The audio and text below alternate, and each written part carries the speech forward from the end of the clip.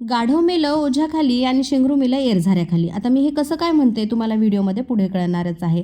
झालं असं की माझा पिल्लू आणि हा माझा भाचा, म्हणजे पिल्लू काय करत होता, बीडी बॉम्ब फोडत होता. म्हणजे त्याच्या डब्यांनी भरपूर साऱ्या पॅकेटच मोठं आणलं होतं आणि यांचं फोडणं चालू होतं. म्हणजे दिवाळी येईपर्यंत यांना काही दम आवरत नव्हता. आता हा व्हिडिओ दिवाळीच्या तेव्हाचा आहे. आता तुम्ही म्हणसाल आता कसं काय पोस्ट केला, तर अडचणी काही माझ्या अशा आल्या होत्या की त्या तुम्हाला मी आताच तरी ह्या शेअर करू शकत नाही, पण काही अडचणीनिमित्त मी काही व्हिडिओ पोस्ट करू शकले नाही. त्यानंतर झालं असं की आता जे काही व्हिडिओ पडले होते म्हटलं चला व्हिडिओ व्हॉइस ओव्हर करून अपलोड करून टाकावं, म्हणजे त्या माझ्या दिवाळीच्या आठवणी तुमच्यासोबत नक्की शेअर करता येईल. आता बीडी बॉम्ब फेकला आणि त्यामागे असा आमचा शिंगरू पळू लागला. म्हणजे माझा पिल्लू जेवढ्या वेळ बीडी बॉम्ब लावून फेकत होता तेवढ्या वेळ माझा भाचा त्याच्या मागे मागे पळत होता आणि सोबत भाची पण होती बरं का.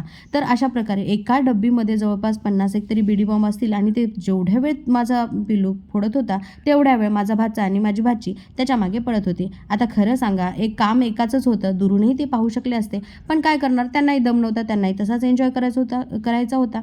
बघा, मग नंतर माझ्याकडे बघतो आणि म्हणतो, तू कसा फुटतोय बॉम्ब? म्हटलं छान फुटतोय. व्हिडिओ कसा वाटला कमेंट सेक्शनमध्ये नक्की सांगा.